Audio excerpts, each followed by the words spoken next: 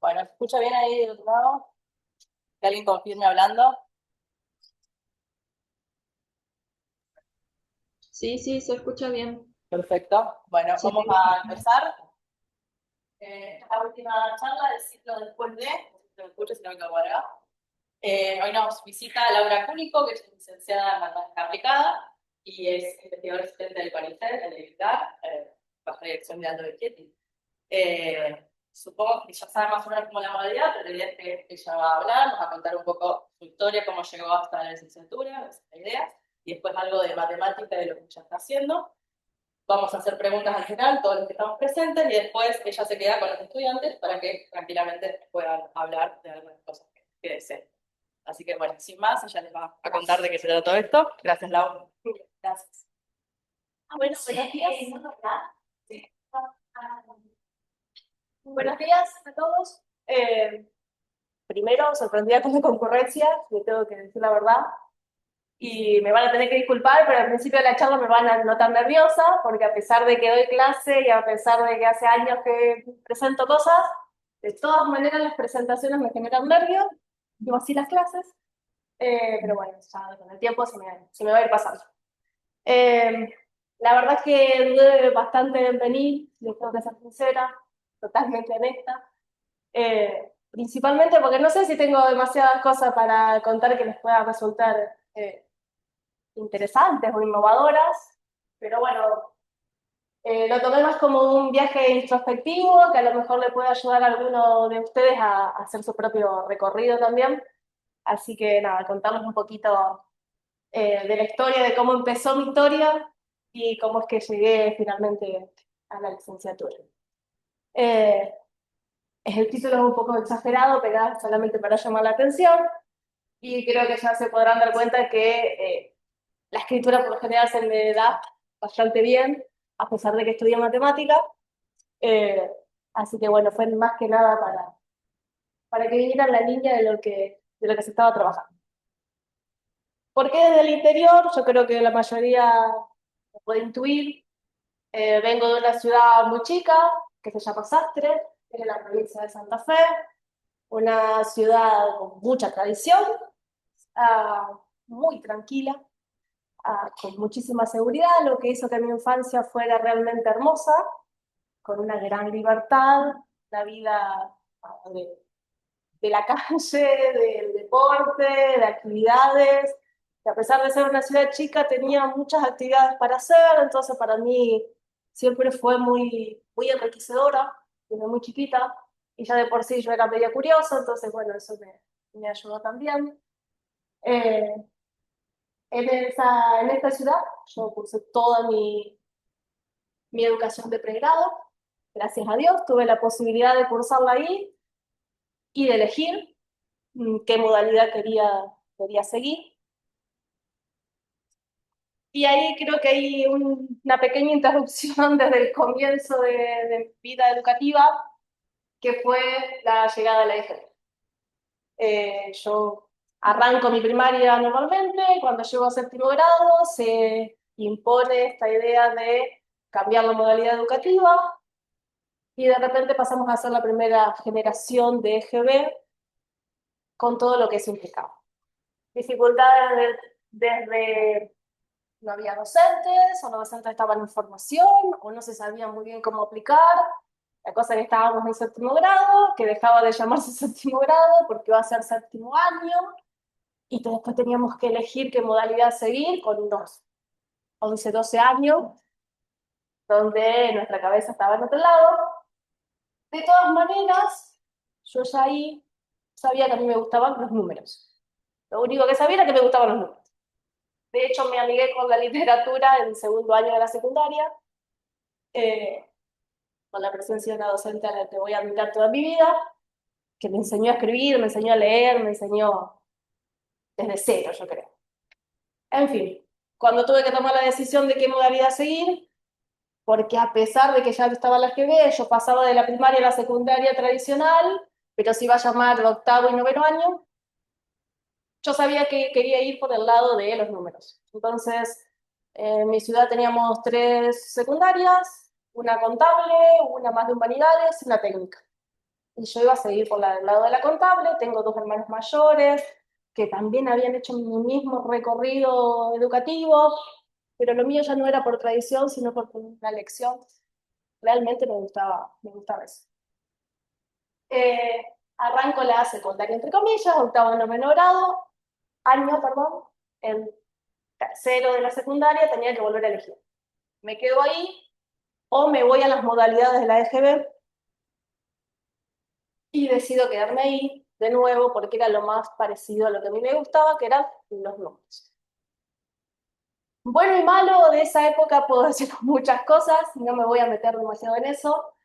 Lo que sí puedo decir es que en esa secundaria, que realmente tiene una base educativa muy buena, estaba muy enfocado hacia el lado de las ciencias económicas, y con una muy buena base en ciencias económicas, muy buena base.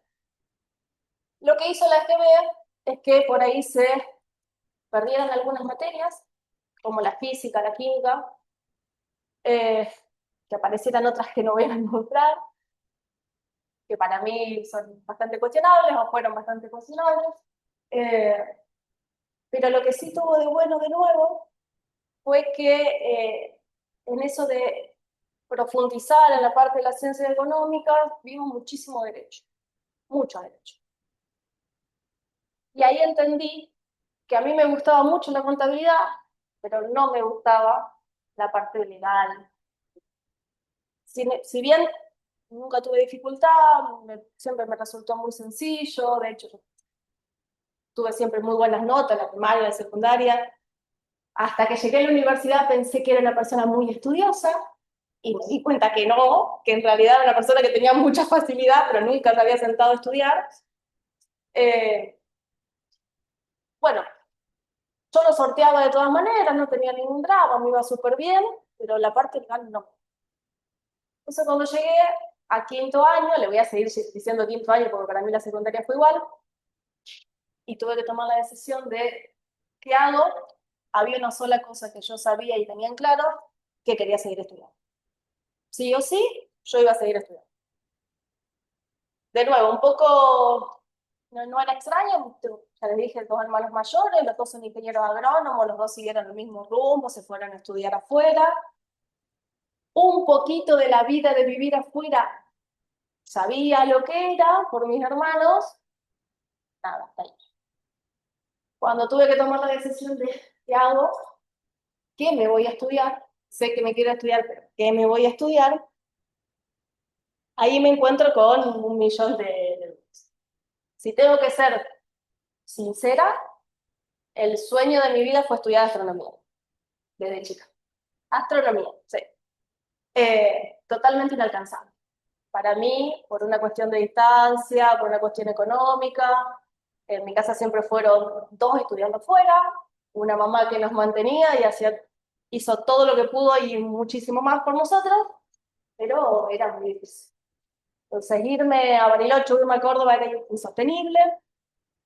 Tenía que elegir o me voy a Rosario o me voy a Santa Fe. Y si me voy a Santa Fe, mejor, porque estamos cerca. Bueno, en esto de buscar, ninguna de las 2 opciones se tachaban, pero bueno, empecé buscando por Santa Fe. Como no sabía qué hacer, y estaba en qué estudio, una ¿ingeniería en qué? Porque ingeniería agrónoma no me iba a ir a estudiar, no tengo ni idea de campo, si bien viví no de campo, nada, no distingo animales, y tengo 2 ingenieros agrónomos en la familia, entonces ya no es lo mío, evidentemente. ¿Qué ingeniería me iba a estudiar? Tampoco que conocía mucho, remontándonos a que el internet era una cosa rara, en mi casa no había computadora, ni siquiera nada del por el estilo. ¿Qué ingeniería qué? Me voy a estudiar ciencias económicas, que era lo más cercano a lo que me imaginaba, porque era sobre lo que teníamos base, me iba bien, me resultaba fácil, ¿verdad? Pero, por lo que les había dicho antes, A mí la parte legal no me gustaba. De todas maneras, había una frasecita que una docente de la secundaria nos dijo, que para mí fue clave, que me resonaba en la cabeza. Ella siempre nos decía, no les van a gustar todas las materias de la carrera, lo que les tiene que gustar es la salida laboral. Y para mí eso fue clave. Esa frase y la segunda frase fue, ojalá que rindan bien el primer examen y que el segundo les vaya mal para que puedan lidiar con la frustración. Pero bueno, eso capaz que es cuestionable.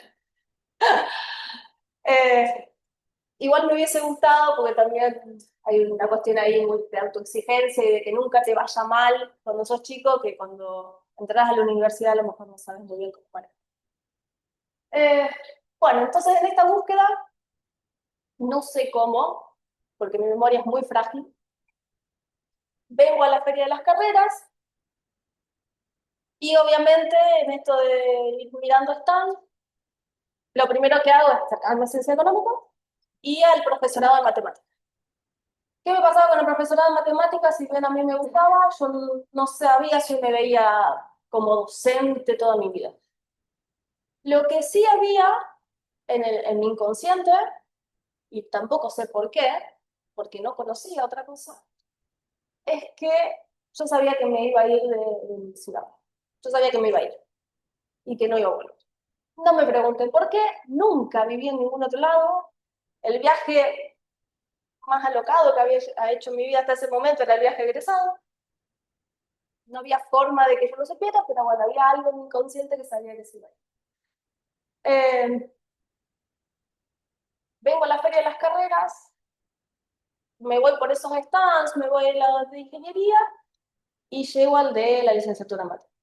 Y de repente alguien me muestra el plan de la licenciatura y me dice, está más orientado a la investigación, a las cuestiones aplicadas. Y yo dije, esto, yo quiero hacer esto. No tenía ni idea de qué se trataba, pero sabía que era lo que quería. No me pregunté por qué, instinto, idea, lo que sea, me fascinó. Vuelvo, lo cuento en mi casa, y tampoco sé muy bien cómo, pero en mi ciudad, en la otra escuela, la Escuela de Humanidades, la profe de matemática era licenciada en matemática aplicada. Y resulta ser que como vivíamos en una ciudad tan chica, todo el mundo se conocía, y mi vieja me dice en ese momento, ¿por qué no le vas a hablar y le preguntas? Bueno, no me va a salir en este momento el nombre. No me va a salir el nombre, pero ya me voy a acordar. De hecho, ella estuvo después haciendo el doctorado en el INCAR, me enteré muchísimos años después. No lo terminó, hizo la maestría y después se volvió al pueblo. Eh, Voy a hablar con ella y cuando ella me empieza a contar qué era lo que hacía, que publicaba paper, yo quedé enloquecida. Y dije, listo, ya está, me voy a estudiar licenciatura en matemáticas. Pero por si las dudas me anoté en ciencias económicas también. Nunca cursé nada, conozco la facultad porque después hice alguna optativa, pero igual me anoté. Y así llego a la FIC. Y capaz que si tengo que recordar cosas de la FIC, mi inicio ya fue la anécdota, porque como les dije antes, yo nunca había vivido en ningún otro lado, nunca había hecho un viaje fuera de mi ciudad más que para hacer deporte o irme de viaje egresado y hasta ahí llegaba todo en un ambiente muy controlado y siempre con gente. Y de repente un día llego a Santa Fe, me depositan en el departamento donde iba a vivir, yo no sabía dónde estaba la facultad, tenía ni idea de cómo moverme en la ciudad, no tenía celular, existía, pero yo no lo tenía, mucho menos GPS, y de repente salí una mañana porque tenía que venir a la FIC a caminar. Salí del departamento literalmente a caminar, cuando vine a conocer el lugar donde iba a vivir, con una amiga, me había dicho, ya, facultades por acá, tenés que hacer así, así. Yo supuse que me iba a acordar, como cualquier persona del pueblo, y caminé. Obviamente caminé sin sentido, hasta que en un momento dije, estoy caminando mucho, yo no estaba tan lejos de la facultad, voy a doblar. Y cuando doblé, gracias a Dios doblé hacia el lado de la FIC. Y de repente vi un montón de gente, dije, tiene que ser ahí. Así como terminé en la FIC, podría haber terminado en el rectorado, podría haber terminado en ciencia económica, podría haber terminado en cualquier lado, pero terminé en la FIC. Totalmente. Y cuando llegué y cuando veo este mundo de gente, digo, bueno, tiene que ser este lugar. Yo ya venía con un preconcepto de la universidad muy grande, que es, va a ser un mundo de gente, vos vas a hacer un número, a nadie le va a importar cuán buen alumno sos o no sos, porque nadie te conoce. Bueno, bárbaro, llegué, el concepto, un mundo de gente, porque se hacía como la recepción de todos los ingresantes, y entonces la licenciatura me empezó a sorprender. Porque cuando se empezó a disipar la gente, y realmente quedamos los chicos de la licenciatura, en ese momento éramos muy poquitos, muy poquitos. Entonces, en el aula de la primera materia del primer año, eh, éramos 15 personas, sin mucho, de los cuales 5 o 6 éramos ingresados. Yo dije, bueno, no voy a estar tan sola, no me voy a sentir tanto un número, y de repente me sentí contenida como en mi ciudad. Y de hecho, tuve mucha buena fortuna, yo creo que soy una privilegiada en ese sentido, porque la gente con la que yo cursé toda mi carrera de grado fue extraordinaria. Desde los personajes más, no sé, hermosos que se me pueden haber ocurrido. Eh, de hecho, en mi primer cumpleaños en la ciudad lo festejé con mis amigos de la universidad, cosa que a mis compañeras de departamento le parecía raro. ¿Cómo te vas a hacer amigo el primer año, en un mes? Y la licenciatura me dio eso, me dio la posibilidad de tener un grupo de contención, me dio la posibilidad de no sentirme sola. Éramos casi todos de afuera, de pueblos chicos, de ciudades chicas, entonces, nada, era como, estoy de nuevo en el pueblo, pero en un lugar más grande. Y también tuve mucha fortuna porque en ese primer año me encontré con docentes que fueron extraordinarios, pero también me encontré, como decía mi profesora, con la primera piedra en el camino, que fue que no todo me iba a ser tan fácil. Yo el curso de ingreso lo hice, lo rendí, no tuve problemas, entonces yo entré como diciendo, bueno, va a ser fácil. Ah, pues no, no lo fue. Sí, algunas materias, pero había otras que yo me sentaba en el aula, gracias a Dios me sentaba al lado de alguien que tenía casi la misma educación que yo, entonces nos sentíamos juntas, nos sentíamos bien, contenidas, pero no sé, nos hablaban de epsilon, delta, límites. ¿Quién? Derivadas. No entendía nada, nada, nada. No tenía base, pero para nada en eso. En mi vida me habían hablado de eso. Eso y la programación, que fue la otra cosa que en el primer año me dio una cachetada, un revés hermosísimo, y fue mi primera prueba de si realmente quiero hacer la licenciatura.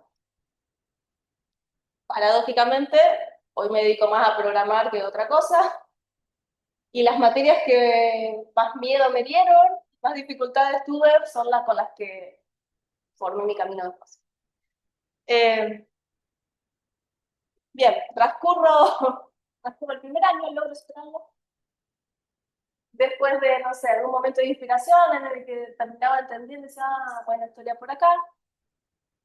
Y a lo largo de la licenciatura tuve varias epifanías. Pero yo creo que lo esencial, y lo que voy a rescatar siempre, que a mí la licenciatura me enseñó a pensar. Me enseñó a pensar, me enseñó a razonar, me enseñó a que la memoria es, nada, es pasajera, que estudiar no es por ahí, que comprender y, y poder hurgar en la memoria con facilidad después es mucho más importante que acordarme de todo. Y la verdad que dentro de las cosas que me fueron sorprendiendo también en la licenciatura fue que me encontré con gente increíble, a, los, a las que todavía miro con admiración, desde docente hasta compañeros que eran como las mentes brillantes, y al resto de los mortales.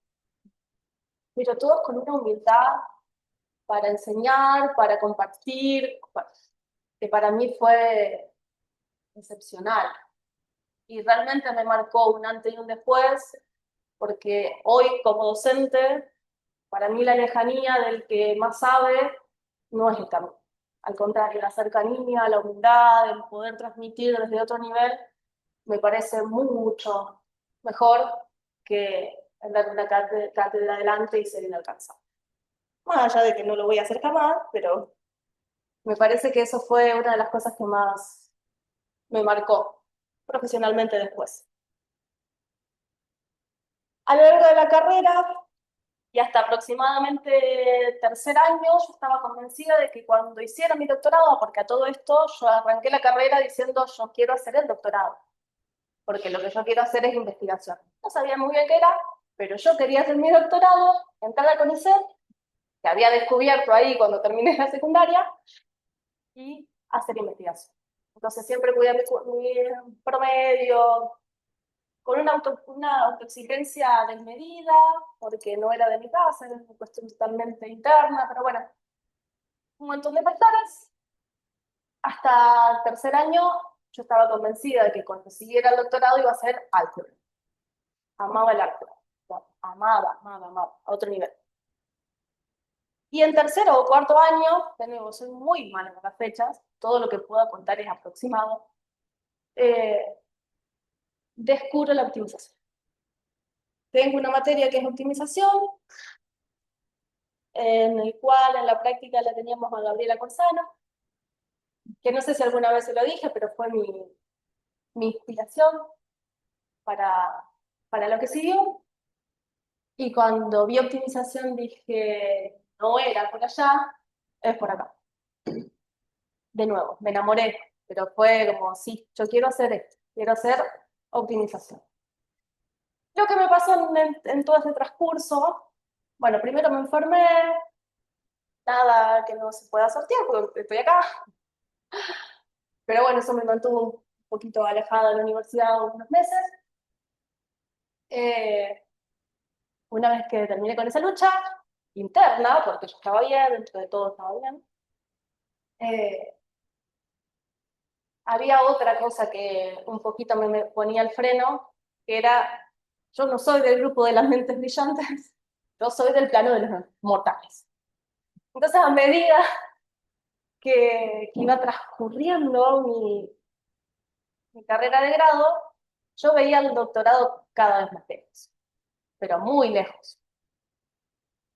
Y había otra cosa, una necesidad, no sé, urgente de crecer y trabajar y ser independiente, bueno, totalmente personal, no por nada, pero yo quería trabajar y tener mi plata y no ser una carga en mi casa. Y ese era un discurso que repetía permanentemente hasta que en un momento una amiga me dice, mira, hay una posibilidad de hacer un reemplazo en una clínica, si te animas, pero claro que sí, vamos. 15 días, teóricamente, yo había empezado a dar los cursos de ingreso en ese momento. Hasta ahí no había hecho nada laboral porque yo quería estudiar, recibirme y darme el doctorado. Y esa era mi zanahoria y tenía la posibilidad de hacerlo porque tenía un respaldo atrás. Entré a trabajar en la clínica, me faltaban 2, 3 materias para recibirme, teóricamente por 15 días. En ese transcurso, para ser secretario nada más, en ese transcurso una de las secretarias internas de uno de los médicos se quiebra y me llaman y me dicen, ¿vos te animarías a ser asistente? Yo te acompañaría, pero yo me animo, yo voy, total, lo que no sé lo aprendo. Y ese siempre fue como un eslogan. Y de repente me vi siendo asistente odontológico en cirugías de implantes. Y lo que tendría que haber sido 2 meses se convirtió en un año de trabajo. Y yo estaba súper cómoda en un lugar hermosísimo y con gente divina. Estaba bárbara. Pero mi carrera estaba inconclusa y mi vida no, imposible dejar algo inconcluso. Pero mi prioridad en ese momento era trabajar. No sé cómo, me entero. Y por eso lo de la llegada a la red de optimización, me entero que se abre la convocatoria al doctorado. Para ese momento a mí me quedaba una materia por rendir, que era medida. Con eso me recibí. Estaba trabajando 8 o 9 horas por día. Me entero de la convocatoria.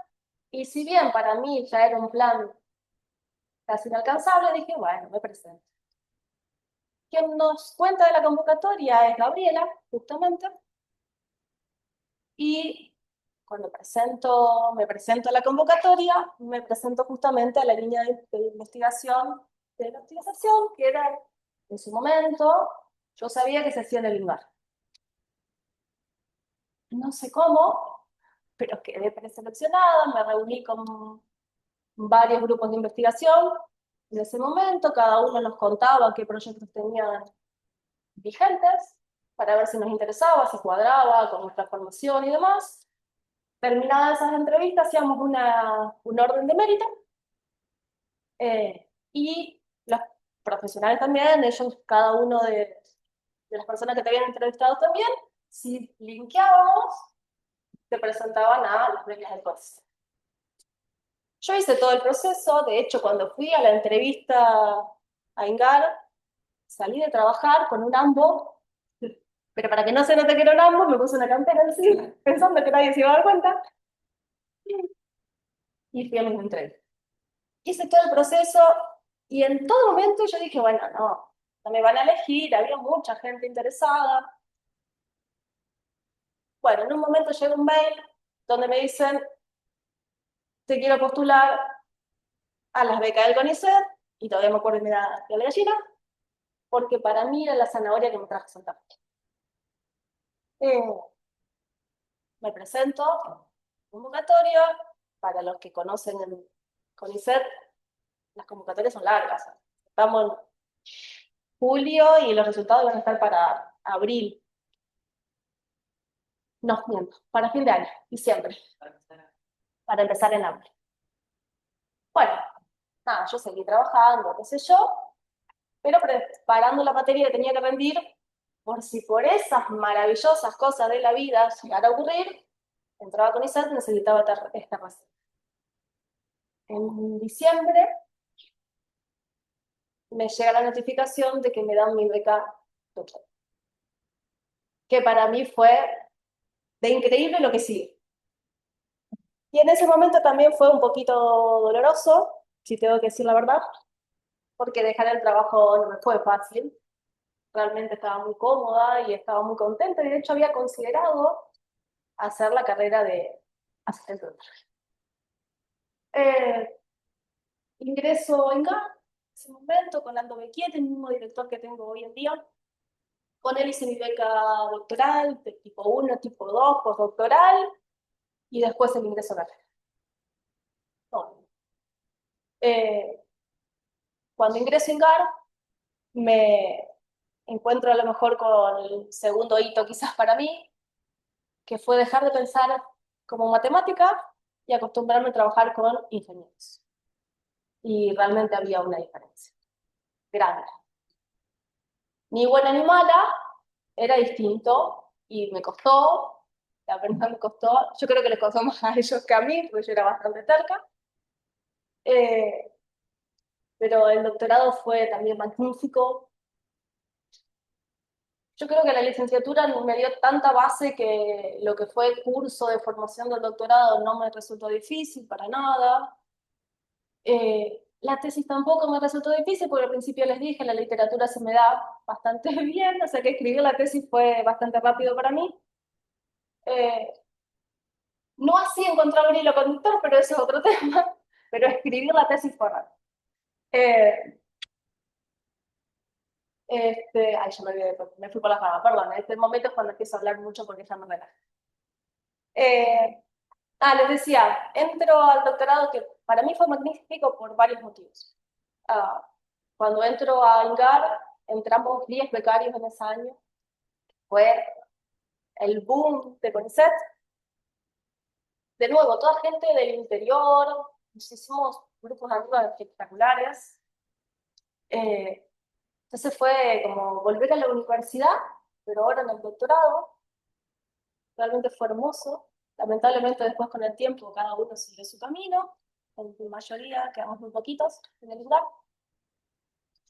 Pero bueno, logré obtener el título de doctorado en Ingeniería, mención industrial de la UTN, la de Santa Fe. Descubrí el mundo de la ingeniería industrial y realmente quedé de nuevo fascinada, totalmente convencida de que era lo que quería. El único problema en todo esto es que cuando se termina la beca de doctorado, hay que ver qué se hace después. Y yo quería seguir en eso. Y estaba segura de que lo que quería era seguir en eso. Pero para eso necesitaba el ingreso a carrera. Y de nuevo, casi como una zanahoria inalcanzable para mí, entre la cantidad de postulaciones que había y demás, no era fácil. Pido mi beca postdoctoral, la obtengo, el primer año me presento casi como que por presentarme a ingreso a carrera, quedo bien rankeada, pero por debajo de la línea de corte no entra acá. No pasa nada, tenía un año más para presentarme, me presento, y ese año, lo que todos ya conocen, pandemia. En ese momento, entre la crisis de qué voy a hacer, porque aparte estoy grande, sobrecalificado en algún momento, por decirlo de alguna manera, yo ya había empezado a trabajar en docencia en ese momento.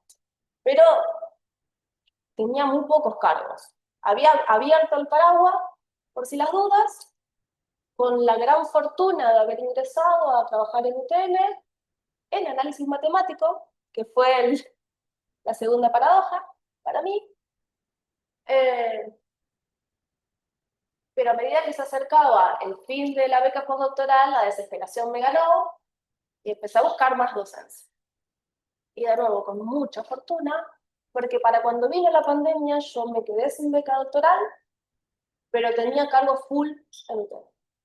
Daba muchas materias, pero cumplía, había copado mi carga horaria. O sea, nunca dejé de estar económicamente bien por una cuestión de azar y suerte. Bueno, ese ingreso tampoco sale, pasa la pandemia, nos adaptamos a la pandemia como docentes. CONICET me había dejado, no lo había dejado yo, me había dejado a mí. Y yo trabajaba en la universidad exclusivamente. 2021 me escribe mi director y me pregunta si me voy a presentar al ingreso a Gambia. Y como siempre, dije, y vamos, total, el no yo lo tengo. Y me presenté. Y ese año, efectivamente, ingreso a carrera de CONICET, 2022, el año siguiente en realidad, ingreso a carrera de CONICET. Y hay algo que a lo mejor no lo dije, pero en el periodo que yo empecé la docencia, dejé de lado las dudas que tenía cuando tuve que decidir qué estudiar. Me di cuenta que la docencia me gustaba. Y me gustaba mucho. Por lo cual, estaba ahora en un apriete de qué hago. ¿Quedo en el CONICET? ¿Me quedo en la universidad? ¿Y qué hice? Me quedé. Obviamente tuve que dejar docencia porque no me daba el tiempo para todo, pero me quedé con los dos y hasta el día de hoy, y si bien es mucho trabajo, hasta el día de hoy estoy convencida de que para mí es la mejor alternativa. CONICET me da la parte de investigación que a mí me encanta. Si bien cuando dejé CONICET categoricé en universidad, ya soy docente investigadora también en universidad, eran como distintas líneas de investigación. Entonces lo que no me daba CONICET, que es a lo mejor la parte social, ¿sí? El trabajar con más gente, me lo da la universidad. Entonces tengo como los dos lados de la profesión. Y realmente me gusta mucho la docencia, sinceramente. Entonces como que estoy ahí balanceando un poco de las actividades. Hasta que el 2024 creo que ocurre el suceso más revelador, no sé, lo más inesperado, buscado, pero lo más inesperado, magnífico, No sé si encuentro algún adjetivo que me permita ponderarlo como realmente lo estoy viviendo, que es la llegada a mi primer hijo. Y en ese momento me di cuenta que todos los miedos y todas las dificultades que había tenido antes fueron apenas una dificultades a sortear, y en ese momento entendí lo que es tener miedo y lo que es tratar de reacomodarse permanentemente.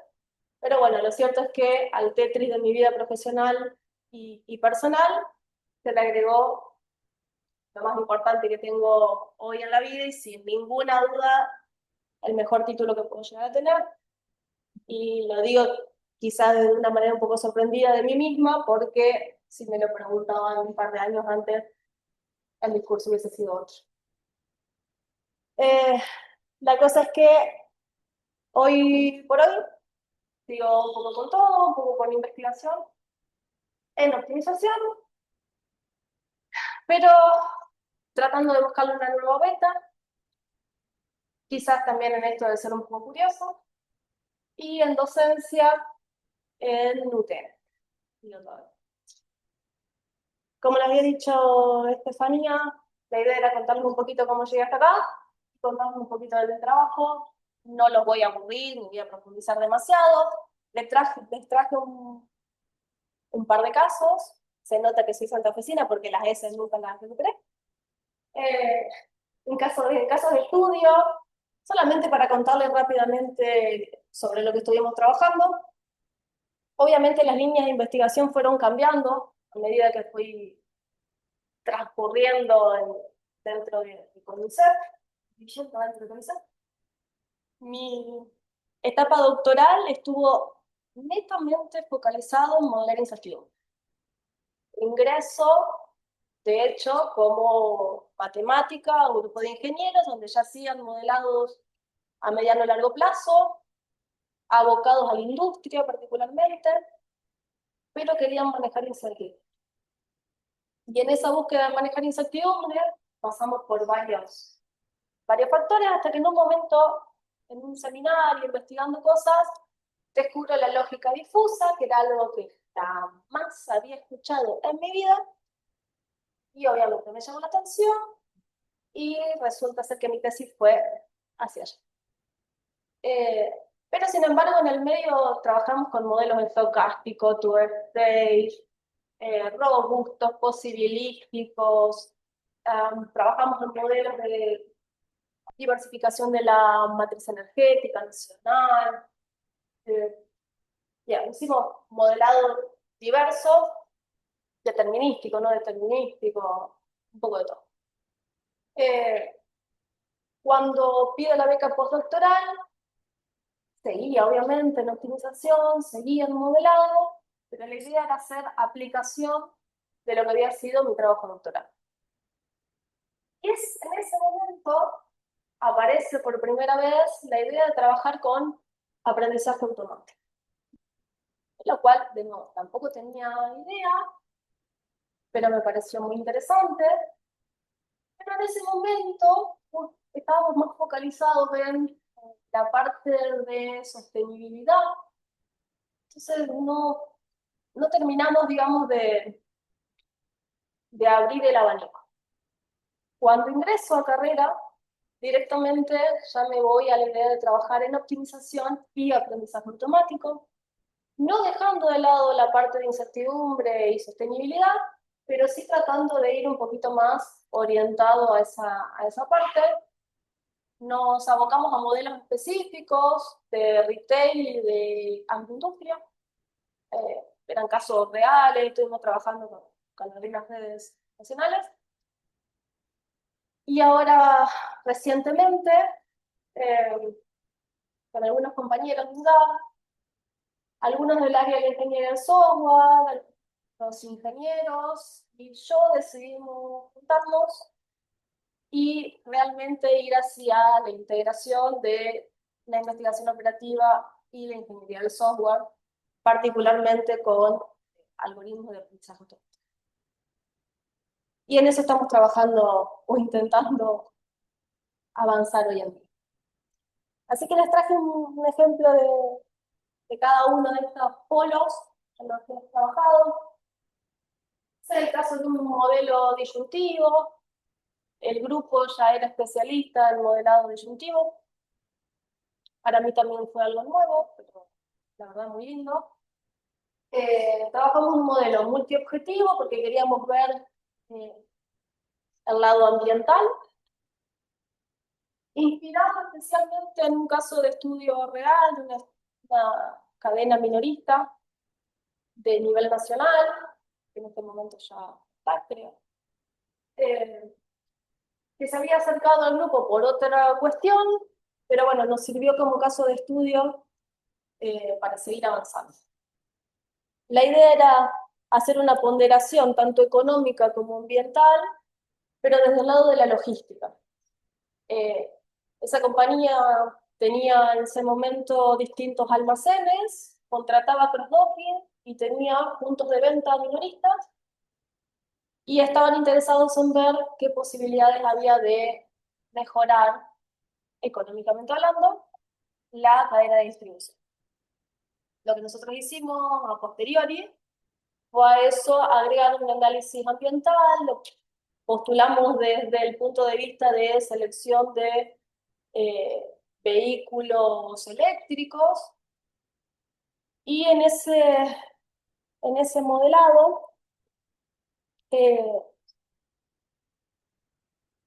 como les decía antes, la idea era ponderar los dos objetivos, por un lado el económico y por otro lado el ambiental, y ver cuál era la configuración más robusta de alguna manera desde los dos puntos de vista.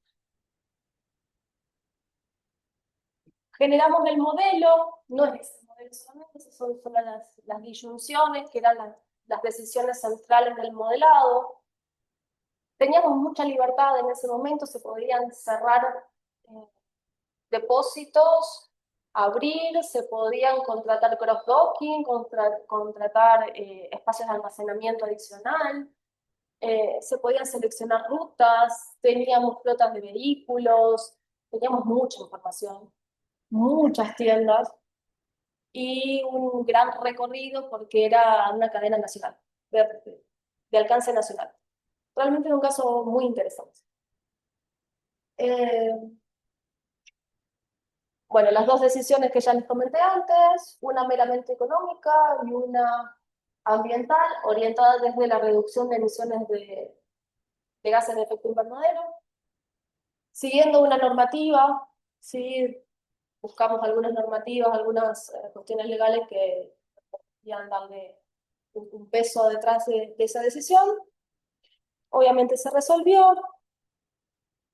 Bueno, algunos de los datos, teníamos, no sé, demandas estacionales, una cantidad infinita de productos, precios diferenciales según los proveedores, un problema realmente muy, muy rico.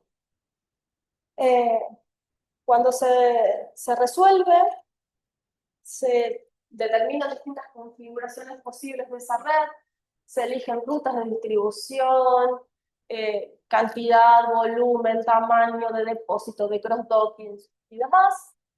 Se resuelven varios escenarios.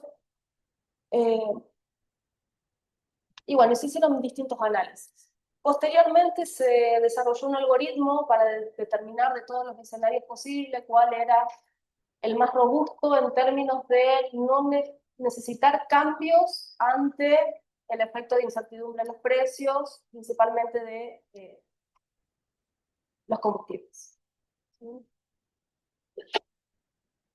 Uno de los modelos, bueno, cada uno de los escenarios tenía un análisis también interno de expansión, volumen, mantenimientos de stocks, en fin, teníamos gente contratada, hacíamos buen análisis.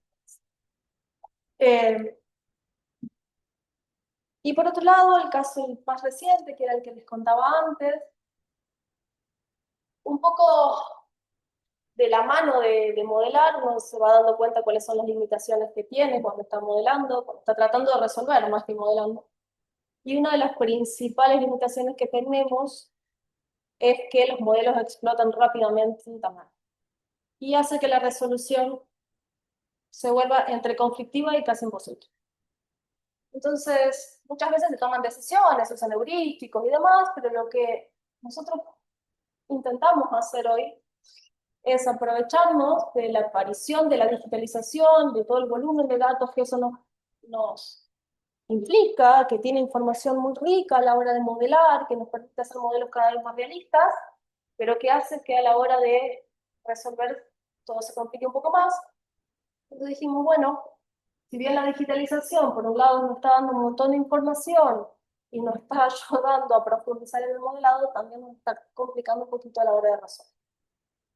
Pero de la mano de la digitalización, la aparición del machine learning, del aprendizaje automático, es innegable, y así como nosotros hacemos optimización convencional, ya hay optimizadores, gente que está optimizando a través de algoritmos de machine learning. Dijimos, ¿por qué no aprovechamos todas las ventajas que nos trae el aprendizaje automático, la flexibilidad que tiene para manejar datos, para generar patrones, para aprender del volumen de datos? ¿Por qué no lo aprovechamos y lo usamos junto con la investigación operativa?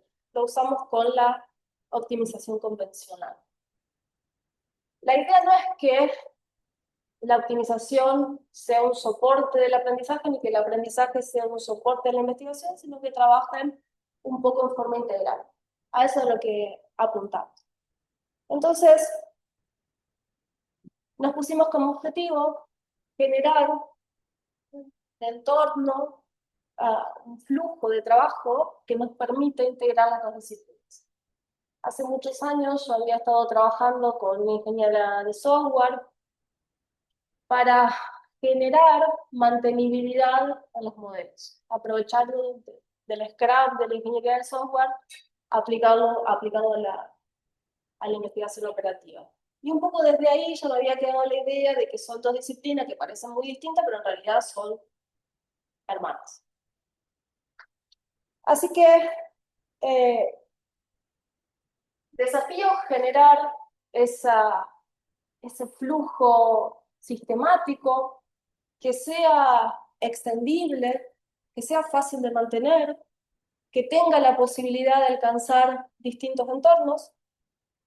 Comenzamos con algo pequeño, obviamente, resolviendo un modelo de planificación y logística agraria, pero a nivel mundial, con una base de datos real, y a largo plazo, a 25 años.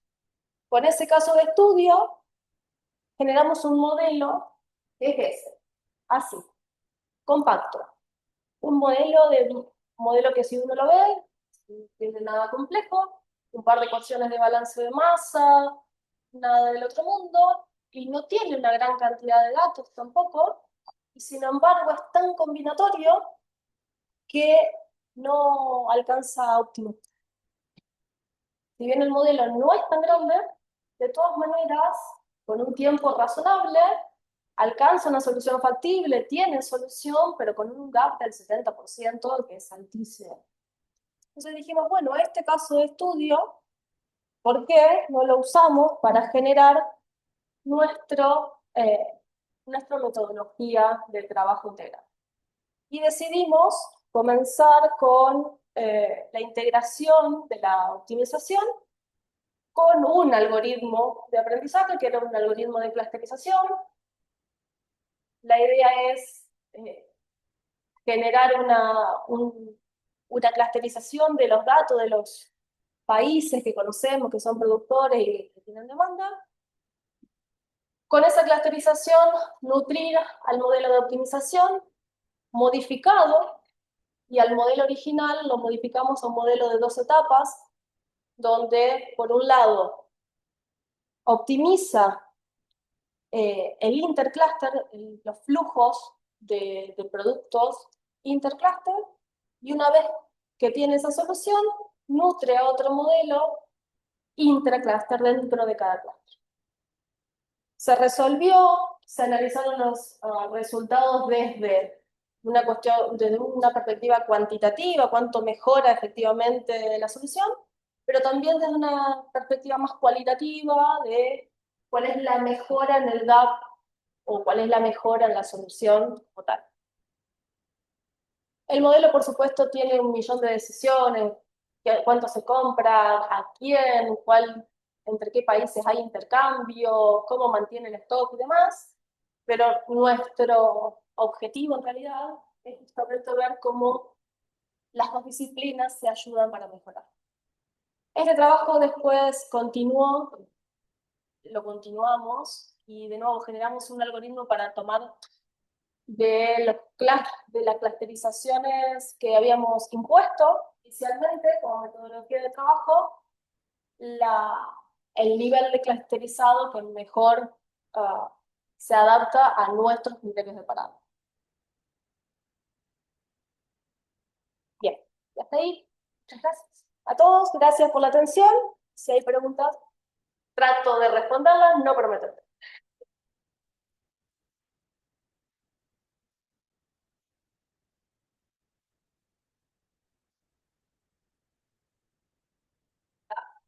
Sí. Hay que hablar del campo de la solución con esto. O sea, campo que Con referencia al modelo original, el modelo original alcanza una solución factible, pero cuando uno lo resuelve, el software tiene una solución inicial, que es la solución del relajado.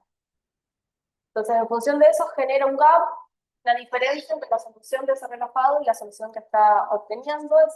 Ese gap, esa diferencia del 70% es muy amplia. Aún cuando sea un modelo a 25 años, es una solución, pero mala en calidad. Marce levantó la mano y hay una pregunta: ¿dónde se pueden ver los resultados de estudiar estos modelos? Están en análisis que presenté acá, son de congreso. Así que están disponibles online. ¿Querías hablar, Marce, preguntar algo? Sí, quería decir como una pregunta retórica para Lau, pero porque me quedó picando de una parte de la charla. Primero, gracias, Lau, muy lindo lo que contaste, y gracias por aceptar la invitación, que te vengo insistiendo hace rato. No, pero poquito me insististe. A la Steffi, evidentemente, no le sabes decir que no. No, me encontré en esta etapa. Vos me encontraste en la etapa pre-Vito, casi con la llegada de Vito. Es verdad, es verdad, es verdad. Es verdad, Es así que verdad, es bueno. verdad. Ya no tuve más excusa. Che, no, la pregunta retórica era si esta visión, viste que por ahí se sigue repitiendo en la licenciatura y vos la marcaste, esta idea de la gente elegida y la gente mortal. ¿No crees que a la larga, digo, ahora con el diario el lunes, viendo dónde estás parada y mirando dónde están esos compañeros, compañeras que tal vez endiosabas en algún sentido, como que al final no era tan importante ese desempeño tan rápido en las aulas o esa velocidad para contestar algo? Tal vez a la larga la vida trata más de otra cosa No, que de totalmente. esa potencia. Totalmente. Hay una cuestión de. Yo lo digo y de verdad todavía me da piel de gallina. Para mí la zanahoria era inalcanzable y a medida que iba avanzando era cada vez más inalcanzable. Pero nadie te pone en un lugar de mortal, uno se pone en ese lugar. Yo creo que todos somos conscientes de las limitaciones que tenemos, no quiere decir que no las podamos superar o que no podamos construir igual a partir de esas limitaciones. Yo tengo que admitir que a la gente la que estaba haciendo referencia, a mí siguen siendo inalcanzables y yo estoy en el otro plano. Pero sí es cierto que uno puede construir de todas maneras, que no es una limitante, que es superar a lo mejor un escalón más, pero bueno, sí, hay gente que tiene una facilidad mayor y es admirable, desde mi punto de vista es admirable, pero no deja de lado al resto, ¿no? El resto también tiene la posibilidad, a lo mejor te cuesta un poco más, a lo mejor te lleva más tiempo, a lo mejor necesitas otra explicación, o no sé, pero poder se puede. O al menos, no sé, que quizás quisiera que ese sea el mensaje. La zanahoria inalcanzable no es, una lo hace inalcanzable, o lo pone en ese lugar de inalcanzable. Cuando uno se trabaja, a la larga, el fruto llega. Si uno le pone empeño, el fruto llega. Pero bueno, de todas maneras tengo que admitir que siguen siendo Mentes brillantes para mí. El síndrome del impostor no se va Los nunca. sigo mirando y siguen siendo mentes brillantes. No voy a poner un nombre porque me voy a olvidar de alguien y después voy a tener que hacer una autodefensa de mí misma por haber olvidado, porque realmente tuve la posibilidad de estudiar y de estudiar, de tener como compañeros y de tener como profesora gente que para mí son únicos, únicos. Tienen una inteligencia excepcional. ¿Más preguntas? ¿Comentarios? Bueno, entonces agradecemos de nuevo a Laura.